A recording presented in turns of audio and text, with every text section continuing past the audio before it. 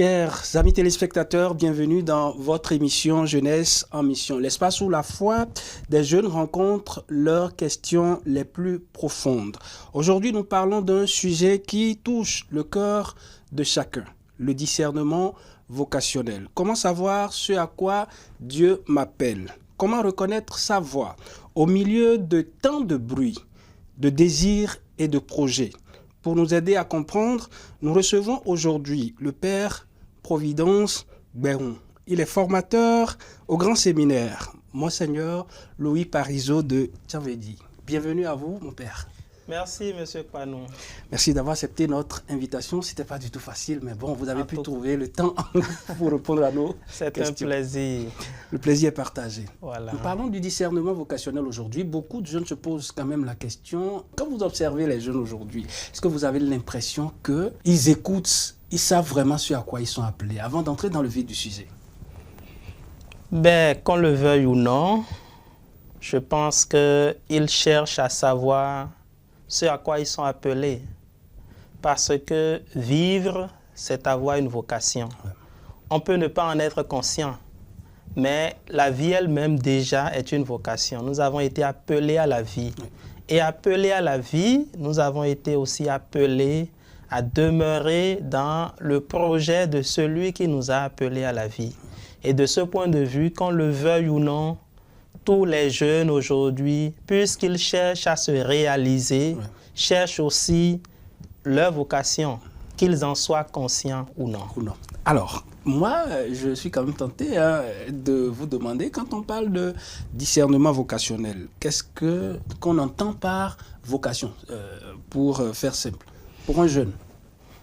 Pour un jeune, je pense, et ils nous le diront à d'autres occasions certainement, pour un jeune, avoir la vocation, c'est rechercher ce qui va leur permettre de se réaliser. C'est chercher à gagner leur vie, chercher à se réaliser. Ça, c'est ce que nous sentons, c'est ce que nous voyons chez les jeunes de façon générale. Et cela part du cœur, cela part du désir qui les habite, de leur propension ou de leur penchant à. Mais au-delà de du désir qui nous habite, de ce que nous voulons, quand nous parlons de vocation, on ne peut pas ne pas impliquer Dieu. Parce que la vocation exclut toute autoréférentialité. La vocation suppose qu'on a écouté la voix de quelqu'un qui nous appelle à quelque chose. On essaye donc de discerner, de comprendre cela et de nous mettre en route.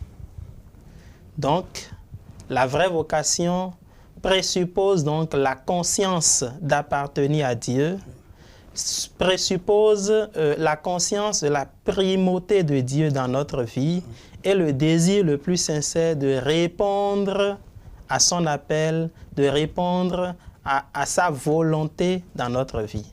Et sans cela, nous ne pouvons pas être heureux. Est-ce que justement, la vocation, elle concerne uniquement les consacrés ou toute personne? Parce que oui, c'est vrai, vous l'aviez dit plus haut dans ma toute première question, vous avez semblé évoquer quand même... Mais beaucoup se disent, enfin, je pose la question en fonction de ce qui se dit généralement. La vocation, c'est pour les consacrés, c'est pour les prêtres, les laïcs peut-être, en dehors de quelques-uns qui comprennent ce que c'est que la vocation. Beaucoup de jeunes s'excluent de ce qu'est la volonté, cet appel de Dieu. Non, absolument pas. La vocation ne concerne pas seulement les prêtres, les consacrés, religieux, religieuses. La vocation concerne donc aussi l'appel à la vie matrimoniale. Et donc, de ce point de vue, par vocation, nous devrions entendre donc l'appel reçu de Dieu pour répondre à son dessein sur l'homme. Et le dessein de Dieu sur l'homme est un dessein d'amour qui donc se réalise aussi à travers la voie du mariage, comme il peut se réaliser aussi à travers la voie du sacerdoce ou de la vie consacrée. Parce qu'en réalité, notre vocation, elle est unique. Dieu nous a fait et nous sommes à lui. Et parce que nous sommes à lui, la réalisation de nous-mêmes, notre paix intérieure, notre bonheur se trouve en Dieu. Et je suis tenté donc de dire que la vocation de l'homme et de tout homme, c'est de répondre au projet de Dieu sur lui. Et le projet de Dieu sur lui, d'homme créé à l'image et à la ressemblance de Dieu, le projet de Dieu, c'est d'entrer en Dieu, c'est d'entrer dans le repos de Dieu. Et cela, Saint Augustin le dit bien. Il dit, tu nous as fait pour toi, Seigneur, et notre cœur est sans repos tant qu'il ne demeure en toi. Et donc, c'est notre marche vers Dieu pour trouver en lui le bonheur qui est le chemin de vocation de tout homme. Et sur ce chemin-là, on peut emprunter donc le chemin du mariage parce que Dieu a voulu donc le mariage dans son dessein d'amour, l'homme et la femme, pour marcher ensemble vers lui. On peut aussi emprunter le chemin de la vie sacerdotale ou de la vie religieuse. Mais tous ces trois chemins, tous ces trois états de vie sont appelés en réalité à amener l'homme à tendre vers Dieu. D'où notre vocation ultime, la vocation à la sainteté. À la sainteté. Voilà. Ah, mon père, là je suis tenté d'aller plus en profondeur dans ma question. Quand on parle justement de vocation, est-ce qu'on peut lier ça à la profession ou à la passion que nous avons d'un métier, d'une activité? Est-ce qu'on peut lier ça aussi à ces deux points-là? Alors, la question, elle est délicate. Bon, parce qu'il peut y avoir un lien, effectivement, entre vocation, profession et passion. Mais on ne peut pas réduire l'un à l'autre. Alors, nous l'avons dit, la vocation présuppose donc un appel de Dieu qui nous invite donc à trouver notre chemin de bonheur en lui. La profession présuppose donc une certaine compétence, un art, dans un domaine précis et implique donc l'idée de travail, l'idée d'effort pour gagner sa vie. Et la passion implique par contre un attachement, un amour. Une détermination à quelque chose. Une détermination. Et quelles que soient les conditions, on est, excusez la tautologie, on est passionné pour, on est habité d'un feu qui fait que, bon, quand on ne fait pas ça, on n'est pas à l'aise. Ce qui peut ne pas être nécessairement le cas donc pour la profession. Malheureusement, disons-le comme ça, il peut en avoir donc qui ne soient pas passionnés pour leur profession, mais ils y vont simplement soit pour occuper le temps, mais beaucoup plus pour gagner leur vie au niveau pécunier. Ça dit que c'est ce qui s'observe aujourd'hui dans le rang de beaucoup de jeunes. Parce que vous voyez des gens qui exercent peut-être un métier, une profession, mais qui sont vraiment pas heureux dans ce qu'ils font. Parce que simplement, il y a quelque chose qui n'a pas marché entre-temps. Et c'est là que justement, il devrait y avoir donc une corrélation entre vocation, profession et passion. Parce que même dans ma profession, je dois pouvoir chercher à découvrir ce que Dieu veut pour moi. Et de ce que je fais, je dois pouvoir donc le faire, ou dans ce que je fais, je dois pouvoir le faire donc avec amour, avec passion, en cherchant à me réaliser et en cherchant à rencontrer Dieu sur ce chemin-là. Et donc, contrairement à ce qu'on pourrait remarquer, vocation, profession et passion devraient pouvoir se donner la main réciproquement en recherchant constamment Dieu en tout ce que nous faisons, et en recherchant aussi à faire correspondre notre désir au désir de Dieu qui est premier, parce que c'est de lui que nous nous recevons et notre bonheur dépend de lui et de ce qu'il veut pour nous. Alors, mon père, finalement, si je résume ce que nous avons dit jusque-là, la vocation, ce n'est pas seulement ce que je veux faire, mais ce que Dieu veut faire à travers moi. Si je peux comprendre ça de cette façon. Mais vous avez bien compris, parce que je veux faire, mais le moi qui veut faire, d'où est-ce que je pars pour vouloir le faire moi? Je me reçois de Dieu, l'homme se reçoit de Dieu. Il y a le pape Benoît XVI qui dit que nous ne sommes pas le fruit du hasard, nous sommes le fruit de la pensée de Dieu. Donc, nous n'étions pas, mais Dieu a pensé à nous Dieu nous a aimés, il nous a fait venir à l'existence. Et donc, quel que soit ce que nous voulons entreprendre, nous devons donc toujours chercher donc à correspondre au projet de Dieu pour nous. C'est vrai, ce n'est pas simple. Et certainement, nous allons en venir. Parce que cela suppose le discernement. Justement. Cela suppose la recherche de la volonté de Dieu. Ouais. Et tout notre bonheur est là. Quand nous nous en écartons, nous ne sommes pas nous-mêmes, nous ne sommes pas heureux. Alors, mon père, comment le jeune peut-il, justement, puisque vous le dites tantôt, comment le jeune peut-il savoir si ce qu'il ressent vient est vraiment de Dieu? Et là, je poursuis en demandant s'il y a des signes ou des moyens concrets pour discerner sa vocation. Alors, comment savoir si ce que je ressens vient de Dieu?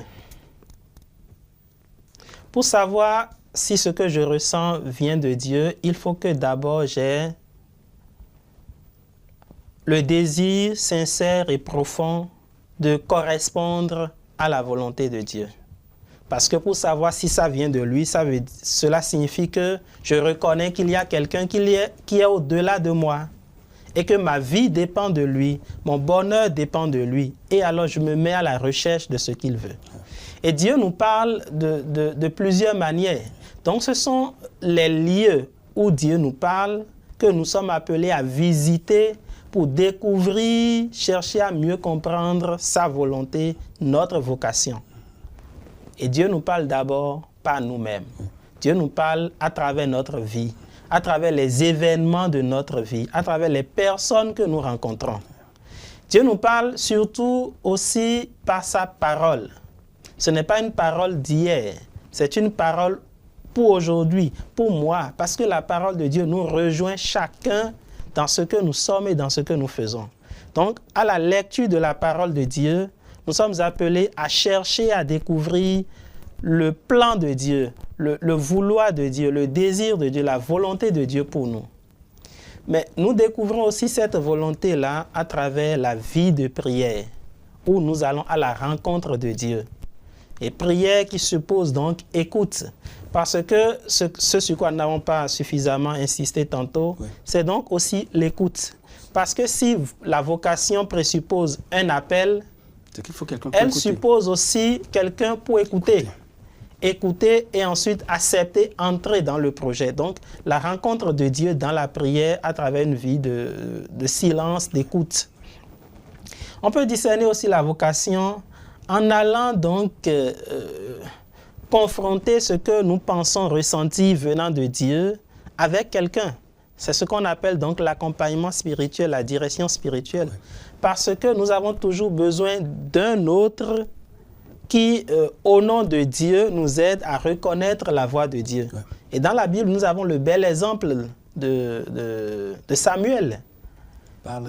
Parle Seigneur, voilà. Ton serviteur écoute. Il entendait la voix de Dieu sans savoir que c'était Dieu qui l'appelait. Oui. Et il a fallu l'aide du prêtre Élie pour l'aider à discerner.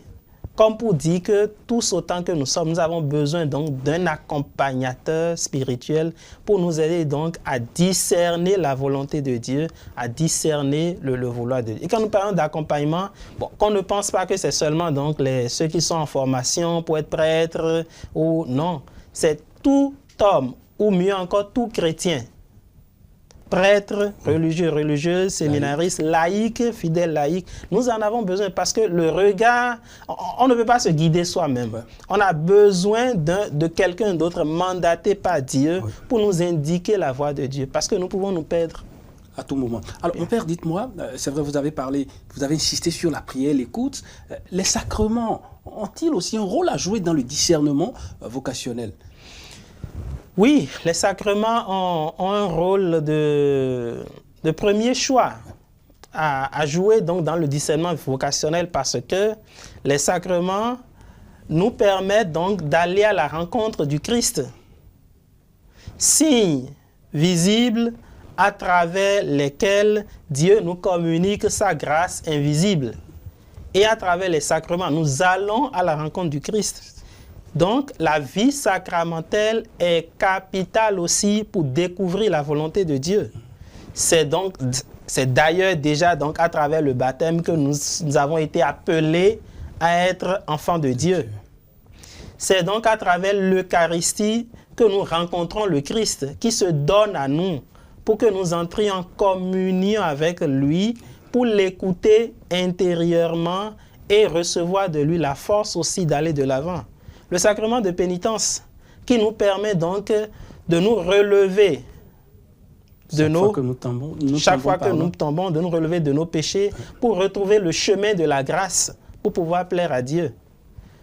Le sacrement de l'ordre, dans lequel justement on reçoit la grâce de la configuration au Christ, qui est donc, disons, l'aboutissement du cheminement pour répondre à une vocation. Et le sacrement de mariage, qui est également donc un sacrement de service qui, après donc le cheminement, permet aux époux de réaliser le mystère de l'amour entre le Christ et l'Église pour être témoins.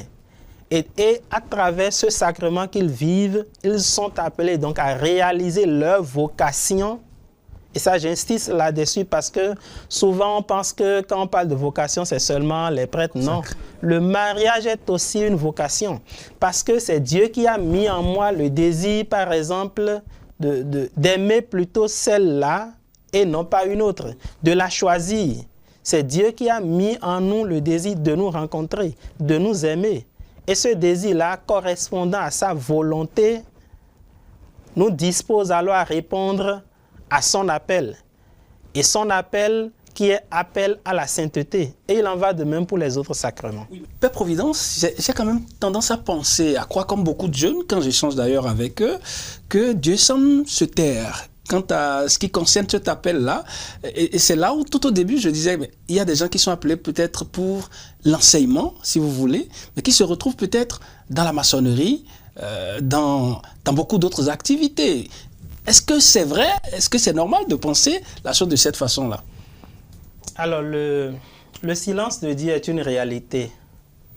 Mais le silence de Dieu n'est pas absence. Le silence de Dieu ne signifie pas que Dieu est absent. Vous savez, dans la révélation, le silence de Dieu fait partie donc de la révélation, fait partie donc de sa pédagogie, sa manière donc de cheminer avec l'homme. Et quand bien même il nous semble que Dieu se tait ou qu'il se tait réellement, c'est une occasion pour nous d'apprendre à mieux le chercher, à mieux le découvrir aussi dans le silence. Oui. Ce qui nous interpelle nous-mêmes, à apprendre à faire silence pour découvrir Dieu. Et parfois, le temps du silence de Dieu peut nous servir de temps de maturation pour nous-mêmes, pour grandir dans notre cheminement vocationnel. Oui. Et dans les Saintes Écritures, on peut imaginer donc des moments de silence aussi de Dieu qui, d'une manière ou d'une autre, même si la Bible ne le dit pas clairement, des temps de silence qui ont permis donc à ces personnes avec qui Dieu est resté, Dieu s'est tu, ce silence qui leur a permis quand même de le découvrir, de mûrir dans ce à quoi Dieu les appelle. Nous pouvons penser, nous sommes dans le temps de Noël par exemple, on peut penser au silence qu'il y a eu, que Marie, la Vierge Marie, donc a dû sentir et ressentir après l'annonce de l'ange. Il y a eu un temps de silence et où elle aurait voulu avoir davantage de signes de la part de Dieu. Mais il a fallu un temps de silence pour accueillir davantage le message, chercher davantage Dieu intérieurement pour répondre davantage à son appel. Alors, à ces jeunes, qu'est-ce que vous conseillez justement avant qu'on ne continue? Oui. Qu'est-ce que vous leur conseillez ou qu'est-ce que vous nous conseillez pour nous qui pensons que Dieu se terre?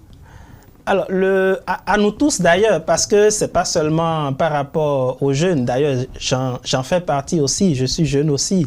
Donc, à tous ceux qui cherchent Dieu, nous devons pouvoir nous attendre à cette réalité du silence de Dieu, oui, mais accueillir cela davantage comme un temps de recherche de Dieu, de recherche de Dieu, de recherche surtout intérieure. Parce que le silence nous permet de mieux écouter. Oui. Le silence nous permet de questionner davantage notre réponse et notre sens de la vie. Oui. Donc le silence, même s'il peut être lourd, difficile à vivre, doit nous amener davantage à aller à la rencontre de Dieu, pas une vie de prière, pas un temps de lecture de sa parole, ou même aller dans le désert, vivre un temps de retraite pour questionner davantage le silence. Parce que Dieu se dit dans le silence aussi. Alors, Père Providence, oui, vous qui accompagnez les jeunes, vous en avez beaucoup à votre suite, quelles sont les plus grandes peurs ou résistances que vous remarquez à échanger avec eux? La peur de tout homme, c'est la peur de ne pas se réaliser. C'est la peur de n'être pas heureux. Parce que tout homme est à la recherche du bonheur. Et sur ce chemin-là, parfois, on peut hésiter. On peut se demander si c'est le bon chemin.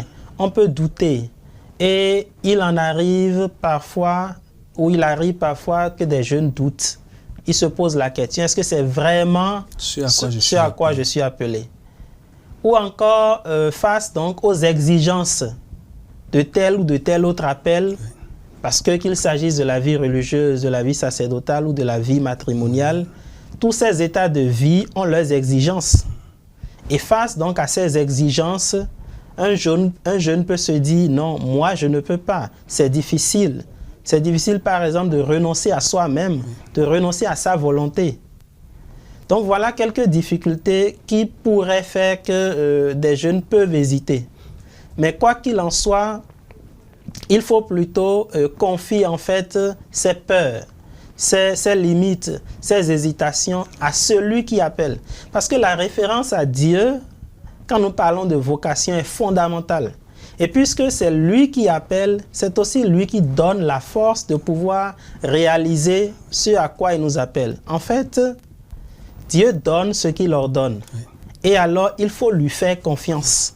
Donc, vocation signifie donc aussi confiance, signifie abandon entre les mains de Dieu, en sachant qu'il est bon, il m'aime, il a un plan pour moi.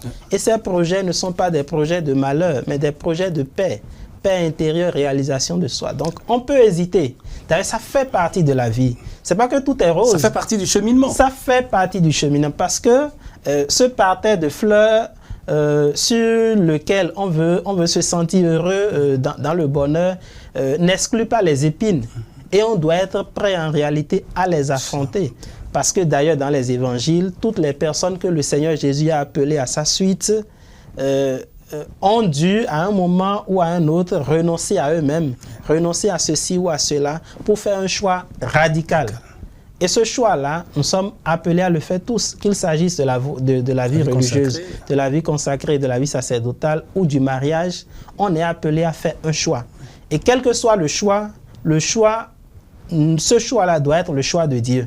Parce qu'à travers le choix du conjoint ou de la conjointe, c'est en définitive Dieu que nous choisissons. C'est à Dieu que nous promettons fidélité. Parce que l'union conjugale est appelée donc à être l'image de l'union entre le Christ et l'Église. Et de ce point de vue, le Christ a été fidèle à aimer l'Église jusqu'au bout. Et les époux sont appelés aussi à réaliser cela. Donc, dans un cas comme dans un autre, il y a des exigences. Nous ne devons pas en avoir peur, mais avoir confiance plutôt en celui...